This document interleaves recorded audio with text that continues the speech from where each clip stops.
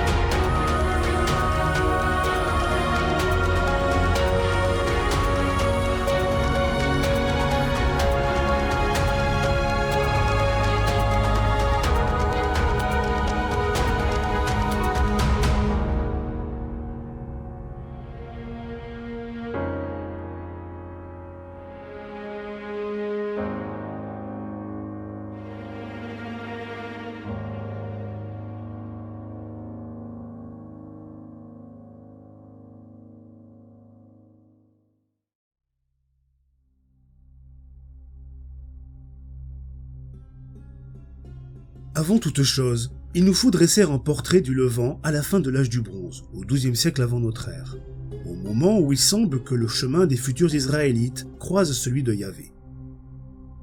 La fin de l'âge du bronze est une période charnière pour la région. Le territoire de Canaan est occupé par des cités-États gouvernés par des rois, ou des roitelets selon leur importance, et assujettis à l'Égypte. Ces cités, parmi lesquelles Hatzor, Gézer, Megiddo ou encore Lachish, comprenaient entre 3000 et 4000 habitants et étaient dominées par une oligarchie exerçant une pression sociale sur le petit peuple. Ce dernier était localisé dans la ville basse ou dans les zones agricoles. Mais au XIIe siècle avant notre ère, ces cités-États connaissent un déclin et toute la structure de la région est déstabilisée, notamment par l'incursion des peuples de la mer sur les côtes du Levant. Ces peuples, originaires de la mer Égée, contribuent au déclin des empires égyptiens, assyriens et hittites. Au XIIe siècle avant notre ère, les cités du Grand Sud de Canaan, comme Lachish, restent sous le joug égyptien et sont intégrées à la province, ayant Gaza pour principale ville. Dans le reste de la région, les cités-États tombent les unes après les autres. C'est également à cette période que les Araméens s'implantent en Syrie, les Grecs en Asie mineure et les Arabes dans la péninsule arabique. À cela, il faut ajouter les incursions punitives égyptiennes qui fragilisèrent un peu plus la région. Dans ce contexte, pour l'historien Mario Liverani, il semblerait que des tensions socio-économiques secouent les cités de Canaan et entraînent l'endettement des paysans. Un phénomène de servitude à grande échelle émerge alors, car il est de coutume, pour une personne endettée qui ne peut rembourser ce qu'elle doit, de se faire esclave de son débiteur. Pour fuir cette réalité, des paysans se seraient réfugiés dans les montagnes, qui était le seul endroit possible pour eux parce que les pays voisins avaient multiplié les traités d'assistance réciproque. Mais dans ces montagnes, vivent déjà des pasteurs nomades d'origine étrangère, peut-être les fameux chassous mentionnés par l'épigraphie égyptienne, et dont nous avons déjà parlé dans notre première vidéo. Les chassous étaient en conflit avec l'Égypte, mais suite à l'affaiblissement de l'Empire égyptien et son retrait progressif de Canaan, ces tribus nomades ont pu opérer des incursions dans ce territoire par le sud et par l'est, et s'implanter ainsi dans les montagnes environnantes, où ils côtoient les fugitifs cananéens. C'est sans doute l'addition de ces deux groupes qui formerait ce que les sources épigraphiques nomment les Abiru. Leur première mention apparaît dans la correspondance de Tel el-Amarna, qui date du XIVe siècle avant notre ère, entre des roitelets cananéens et le pharaon égyptien. Ils apparaissent ensuite dans des textes qui émanent de tous les empires de la région, ougaritiques, égyptiens, mésopotamiens, hittites, etc. Ils y sont décrits comme des hors-la-loi ou des mercenaires à la solde d'autres cités-États. citons quelques extraits des lettres d'Amarna. Labhaya, le roi de Sichem, est mort, lui qui prenait nos villes. Mais voilà que maintenant c'est Abdi-Reba, le roi de Jérusalem, qui est comme un second Labhaya et qui prend nos villes. Nous devrions peut-être faire nous aussi comme Labhaya qui livre Sichem aux mains des Habirous. Voilà que les deux fils de Labhaya ont donné leur argent aux Habirous et aux Soutéens afin qu'ils mènent les hostilités contre moi.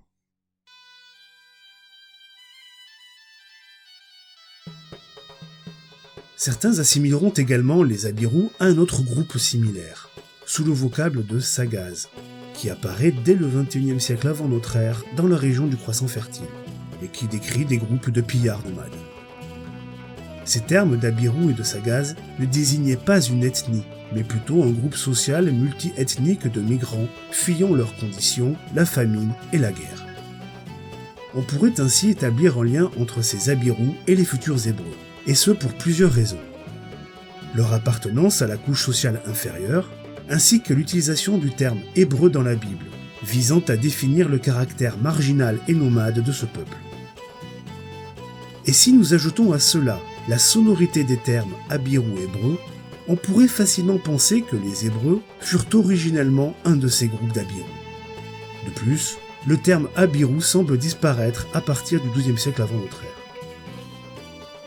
Notons également que le terme hébreu n'est présent que dans la Bible, et pourrait ainsi naître tardivement du terme Habirou. Cependant, cette hypothèse est contestée par de nombreux chercheurs, comme Rouault ou Finkelstein.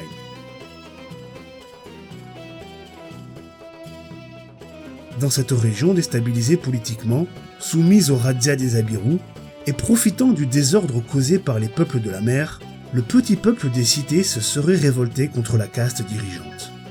En effet, les fouilles archéologiques attestent de la destruction de certaines cités cananéennes. Une destruction non pas causée par des invasions, mais plutôt par des événements internes.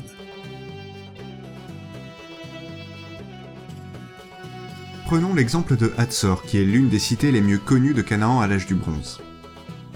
Hatzor jouissait d'une certaine prospérité économique grâce à son emplacement de carrefour entre des voies commerciales, grâce à la richesse de son sol fertile et à sa proximité du fleuve Jourdain. Mais au XIIIe siècle avant notre ère, l'Égypte qui dominait la région perd de son influence. Et c'est vers 1250 que la cité connaît une violente destruction attestée par l'archéologie.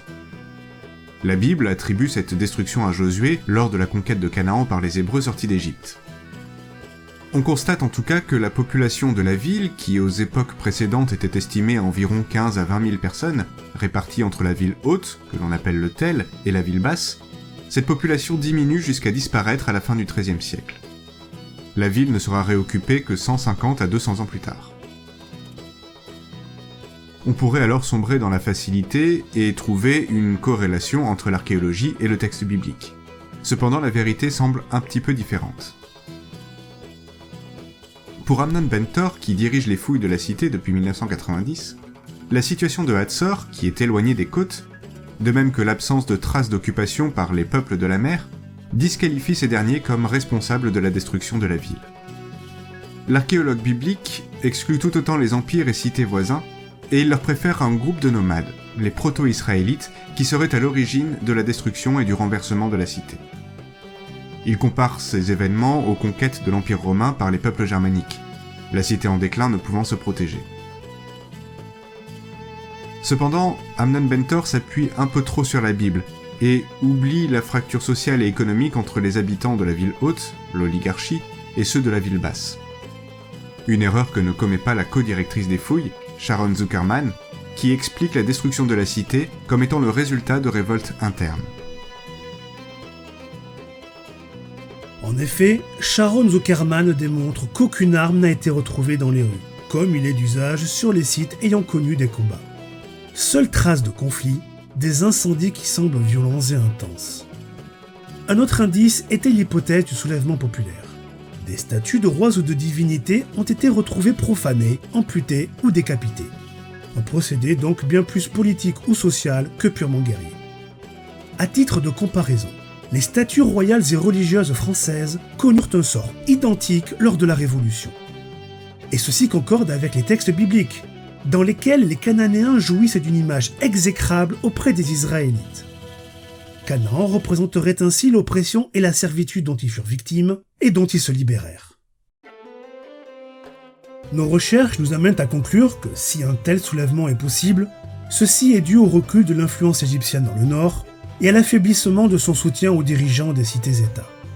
Si l'Égypte n'intervient pas à Hatzor, elle intervient dans le centre, comme l'atteste la stèle de Mérempta datée de 1208, notamment à Gézer et sa région où se propagea la rébellion. Au XIIe siècle avant notre ère, l'Égypte cède de plus en plus de terrain et se retranche vers le sud, ce qui permet alors à d'autres cités comme Megiddo, Lachish ou Beth-Shean de se révolter à leur tour contre leurs dirigeants. C'est à cette même époque qu'émergent de nouveaux peuples, parmi lesquels les Phéniciens ou les Philistins que l'on rattache au peuple de la mer.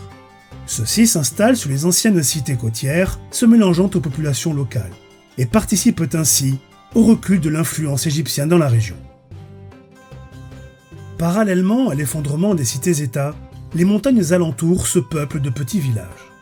La nouvelle occupation de ces zones montagneuses est attestée par l'archéologie, notamment par les fouilles entreprises par Israel Finkelstein.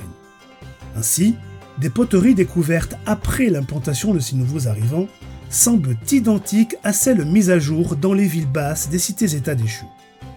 On peut donc en conclure que le petit peuple des cités-États se serait bien retranché dans les hauteurs. Et c'est là que serait né le peuple israélite. La stèle de Mérempta paraît en effet situer le fameux peuple d'Israël, dont c'est la première mention dans l'histoire, dans ces mêmes montagnes au centre de Canaan. C'est pourquoi il faut sans doute penser que les Israélites sont issus de ces peuples des montagnes. Dans ces hautes terres du centre de Canaan, l'archéologie révèle une augmentation progressive du nombre de villages entre le XIIe et le Xe siècle. Les constructions y sont modestes et rudimentaires, à l'image de leurs habitants.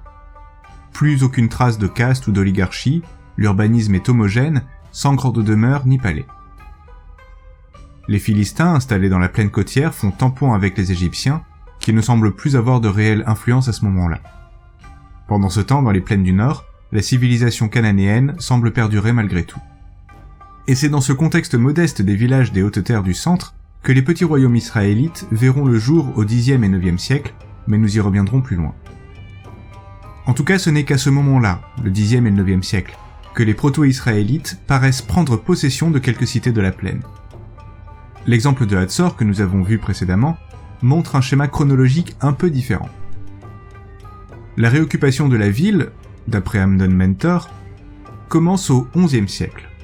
Il ne s'agit que d'un regroupement de tentes ou de huttes rudimentaires, à l'instar des habitations bédouines, adjointes d'une aire cultuelle composée d'une table d'offrande et de pierres dressées à l'emplacement des ruines de l'ancienne cité. Puis la population se sédentarise, érigeant un modeste village fortifié qui prospère et se développe au IXe siècle, jusqu'à devenir un important centre administratif fortifié pour la dynastie royale omride. Mais Hatzor pose plusieurs problèmes. La datation des différents niveaux archéologiques est remise en question et doit sans doute être réévaluée à la baisse d'environ un siècle. Ensuite, il s'agit d'une cité très en périphérie des zones d'influence israélite du début de l'âge du fer, et son histoire est peut-être un peu différente de ce qui se passe dans le centre de Canaan. En effet, à Megiddo, qui a été fouillé par les archéologues Norma Franklin, Israel Finkelstein et Thomas Levy, après une couche de destruction partielle du XIIe siècle qui correspondrait à la révolte du peuple de la ville ou à une attaque des Abirouk, comme nous l'avons vu plus haut, une reconstruction cananéenne marque la permanence de cette culture jusqu'au Xe siècle. Et ce n'est qu'à ce moment-là qu'une nouvelle destruction partielle de la ville basse survient, vraisemblablement provoquée par une attaque des Israélites. Le processus de réoccupation par le peuple des montagnes se poursuit progressivement jusqu'au IXe siècle, lorsque la dynastie Omride, la première dynastie puissante du royaume israélite, fortifie la ville et y construit le premier ensemble monumental. Si nous avons dressé un tableau qui semble cohérent quant à l'émergence du peuple israélite, les origines de ce peuple restent en grande partie mystérieuses. Les Israélites sont sans doute nés d'une crise identitaire, d'un besoin de se différencier et de se concentrer. C'est peut-être dans ce contexte qu'apparaît Yahvé.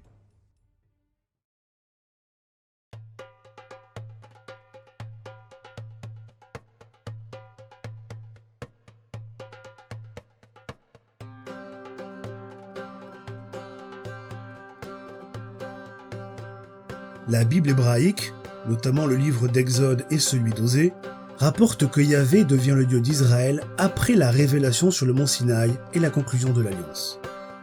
Ézéchiel, lui, dit que Yahvé a choisi Israël en Égypte. Et c'est ensuite, dans un coffre, la fameuse Arche d'Alliance, que Yahvé aurait fait son entrée en Canaan. Bien que ces traditions ne s'accordent pas, elles narrent toute une élection du peuple d'Israël par le Dieu Yahvé, un peuple qui n'a pas toujours été son peuple. Le nom même d'Israël est un indice. Il contient l'élément théophore El, qui est à rapprocher du nom du Dieu créateur et chef du panthéon ougaritique, un panthéon vénéré dans l'ensemble du Levant. L'étymologie du nom d'Israël est discutée. Il pourrait signifier « qu'elle combatte » ou bien « elle est juste » ou encore « qu'elle règne ». Dans tous les cas, il semble que ce peuple, qui surgit dans les sources historiques à partir du XIIIe siècle avant notre ère, paraît s'être placé à l'origine sous la protection du dieu El. Il s'agit probablement d'une coalition de tribus ou de clans issus des Abirous et voire des Chassous et qui vénéraient El comme un dieu tutélaire. La Bible elle-même conserve les traces de la vénération d'El avant celle de Yahvé. Par la suite, Yahvé absorbera les épithètes et les attributs d'El. Aux côtés d'El, les Cananéens et les proto-israélites vénéraient également d'autres dieux et déesses, comme Baal-Hadad, Asherah, Mot ou Yam, qui sont ses descendants, les Elohim. Parallèlement à ce tableau religieux de Canaan, dans le nord de la péninsule arabique, Yahvé paraît être déjà vénéré, comme nous l'avons déjà vu dans une précédente vidéo. Il était peut-être vénéré comme une divinité de la métallurgie, comme le suggère Nissim Hamzalag, mais de toute façon comme un dieu de l'orage et des steppes. Et en tant que tel, Justin Kelly émet l'idée que Yahvé possédait un arc comme attribut, comme plusieurs passages bibliques le suggèrent d'ailleurs, un arc qui aurait été divinisé ensuite sous le nom de Kos, le dieu vénéré en Édom. En effet, le dieu édomite n'est jamais mentionné dans la Bible, même si les royaumes d'Édom et d'Israël sont considérés comme frères, comme le montre le récit mythique de Jacob et Ésaü. Il est possible que Yahvé et Kos n'aient donc été au départ qu'une seule et même divinité, Kos n'étant qu'un attribut de Yahvé, mais lorsque les royaumes se sont affirmés à partir du 9e et 8e siècle, chacun est parti avec sa forme du dieu. Mais alors, comment Yahvé a-t-il trouvé sa place dans le panthéon israélite ? Une première hypothèse a émergé dans la recherche historique pour essayer de trouver une certaine historicité au récit de l'Exode. Certains chercheurs ont ainsi avancé l'idée du retour d'un petit groupe de Cananéens établis en Égypte, qui lors de leur trajet seraient passés par Madian et y auraient adopté le dieu local Yahvé.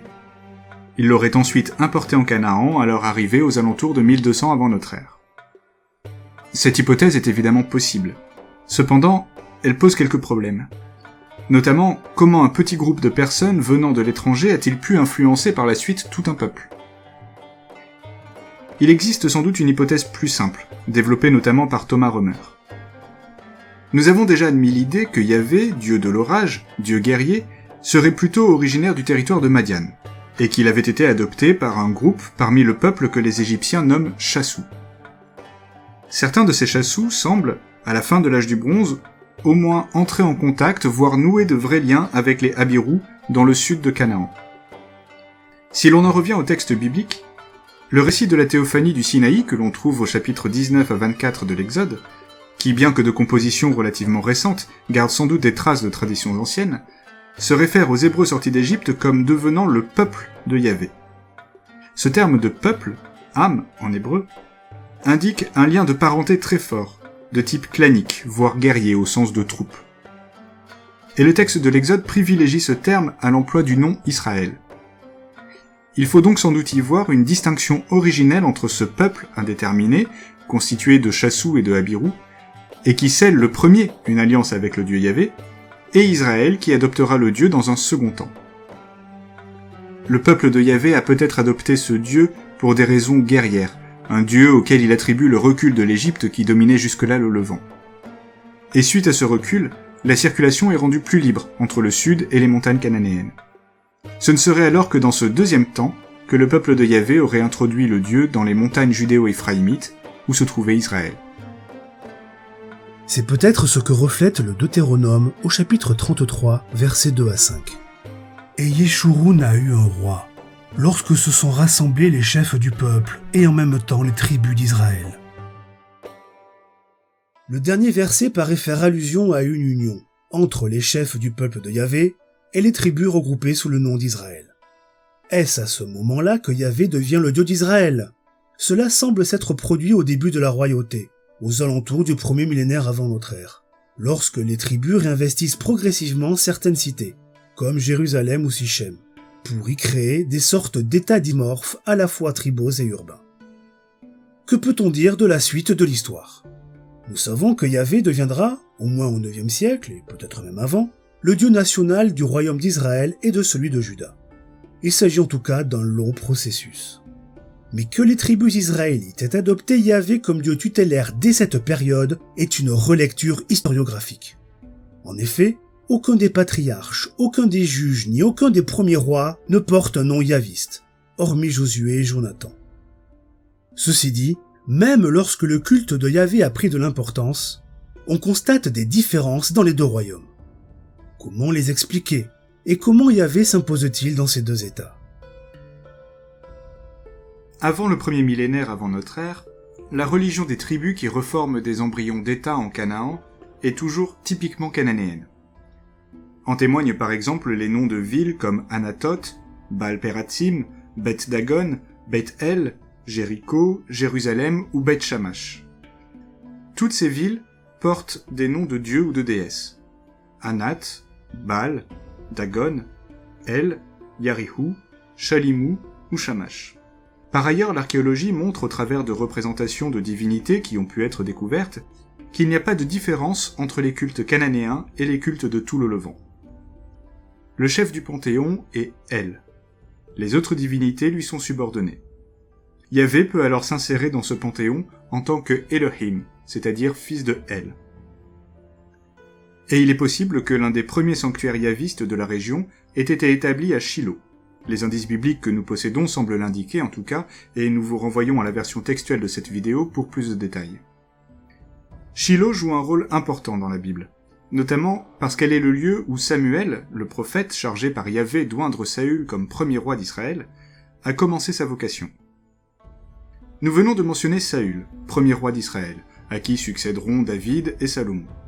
Mais l'historicité des premiers rois d'Israël et de Juda est un problème complexe. Les rois mythiques de la Bible sont en effet des figures archétypales. David est le conquérant par exemple, Salomon le sage bâtisseur.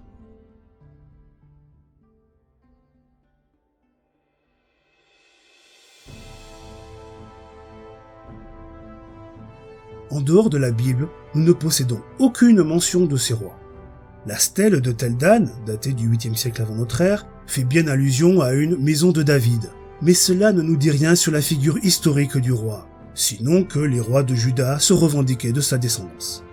Cependant, la date proposée pour la naissance de ces royaumes coïncide avec le passage du fer 1 au fer 2, aux alentours de l'an 1000 avant notre ère, au cours duquel de nombreux royaumes du Levant se forment, comme les royaumes moabites, ammonites ou araméens. Le fait qu'un royaume israélite naisse dans la zone d'influence des Philistins, comme le raconte la Bible, est probablement un élément historique. Mais l'archéologie ne confirme en rien l'existence de ce grand royaume majestueux décrit par la Bible. Il faudrait plutôt parler de proto-royaume embryonnaire, informe et instable. Nous reprendrons néanmoins, par commodité, les noms des rois bibliques, faute de mieux, en gardant à l'esprit que s'ils ont existé, ce qui est peu probable, ils ne correspondent pas de toute façon à l'image que les textes en donnent. Le premier roi sur le territoire qui nous intéresse est Saül, d'après la Bible, à qui son fils Ishbaal succédera. Le texte nous informe qu'il règne sur Éphraïm et Benjamin, et vers Galaad, les Achérites et Israël. Ce changement de préposition entre sur et vers pourrait indiquer que le royaume de Saül couvre les territoires d'Éphraïm et de Benjamin, mais que son influence s'étend sur les autres territoires. Ainsi, le royaume de Saül correspondrait à l'Israël présupposé dans la stèle de Meremta. Mais Saül avait-il déjà Yahvé comme Dieu tutélaire? Les noms de ses enfants semblent indiquer que ce n'était pas le cas. Il a bien un fils, Jonathan, qui porte le nom du Dieu, Jonathan signifie Yahvé a donné, mais ses autres fils, Ishbaal et Mephibaal, portent des noms théophores en Baal, Il paraîtrait alors que le culte de Yahvé n'était pas encore prépondérant. David, le rival de Saül et qui prendra sa place, est donné comme originaire d'Hébron. Il était alors une sorte d'homme de main à la solde des Philistins, leur vassal, un mercenaire dans le contexte des Abirous du sud de Canaan. Il s'empare de Jérusalem, qui n'était encore qu'une ville modeste, 4 à 6 hectares, pour en faire sa capitale. D'après le 2e livre de Samuel, c'est lui qui fait entrer Yahvé à Jérusalem. Cela suggère donc que Yahvé était un dieu tutélaire pour David, ou au moins pour le clan qui vivait dans la région d'Hébron. Le culte de Yahvé aurait été alors mieux implanté dans le sud que dans le centre et le nord.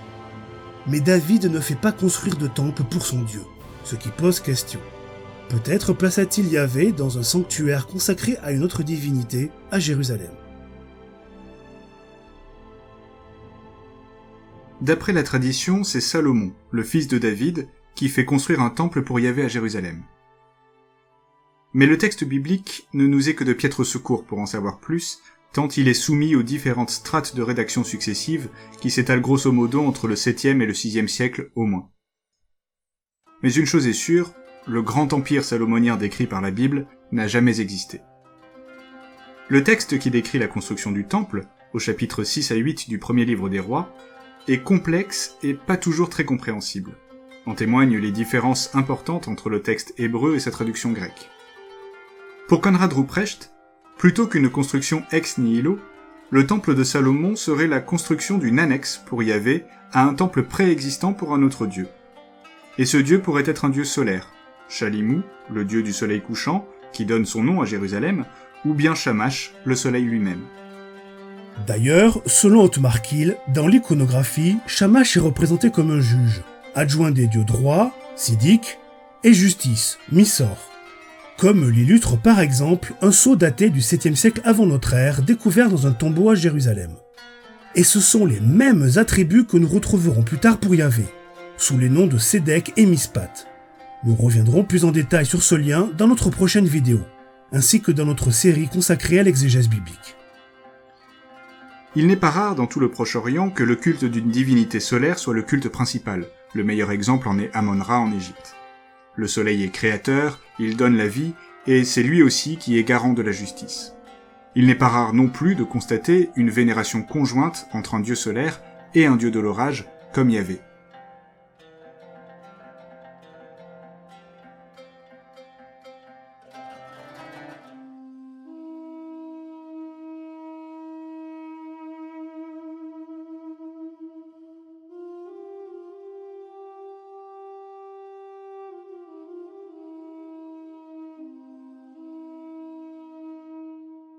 Pour résumer, au début de la monarchie, Yahvé n'est qu'un élément du panthéon, même si progressivement il deviendra la divinité principale, assimilant les attributs d'autres divinités. On passerait ainsi d'un pur polythéisme à une monolatrie. Mais fait assez exceptionnel, Yahvé devient la divinité principale de 2 royaumes, Israël et Juda. Si, il faut le redire, le grand royaume uni sous David est purement mythique, de même que sa division à la suite du règne de Salomon, le fait que les 2 royaumes israélites partagent le même dieu tutélaire semble indiquer qu'à une période proto-monarchique, des territoires de Juda, de Benyamin et d'Éphraïm ont dû se trouver associés d'une manière ou d'une autre. Mais il n'est pas question d'y voir un pouvoir fort, mais plutôt une domination temporaire d'un pouvoir sur d'autres. Et quand ce pouvoir a disparu, 2 entités étatiques sont nées, Israël au nord et Juda au sud. Une trace de cet événement est peut-être à chercher du côté de l'Égypte. Une inscription du temple de Karnak, qui date de Sheshonq Ier, qui a régné entre 943 et 922, décrit une campagne victorieuse du pharaon en Canaan. Il y présente les villes prises, qui appartiennent toutes à la plaine côtière ou aux régions du nord. Juda semble épargné, peut-être parce qu'une alliance avait été signée entre le roi de Jérusalem et Sheshonq. C'est sans doute à ce moment-là, une courte durée pendant laquelle les régions d'Éphraïm et de Benjamin sont affaiblies, que les Judéens prennent temporairement la domination sur les Israélites, y important leur dieu tutélaire, Yahvé. Et au début du IXe siècle, les 2 royaumes se sont à nouveau retrouvés séparés. Les 2 embryons de royaumes auraient donc gardé Yahvé dans leur panthéon. Cependant, Les cultes de Yahvé dans le nord et le sud se manifestent de diverses manières.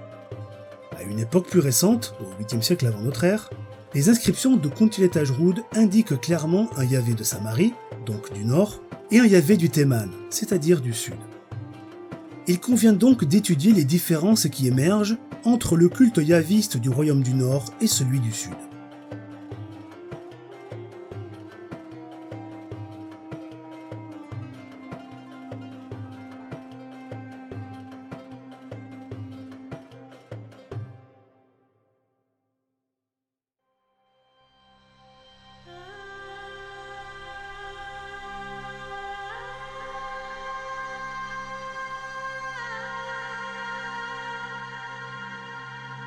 Dans un contexte géopolitique chaotique, l'implantation de Yahvé en Canaan semble suivre celle des Chassous et des Habirous dans les Hautes-Terres. Mais si nous ne possédons que peu d'informations sur le développement de son culte avant la période monarchique, qui débute au 9e-8e siècle avant notre ère, nous pouvons néanmoins en conclure que Yahvé s'intègre progressivement au panthéon cananéen et se développe conjointement à la royauté. C'est ce que nous développerons dans notre prochaine vidéo.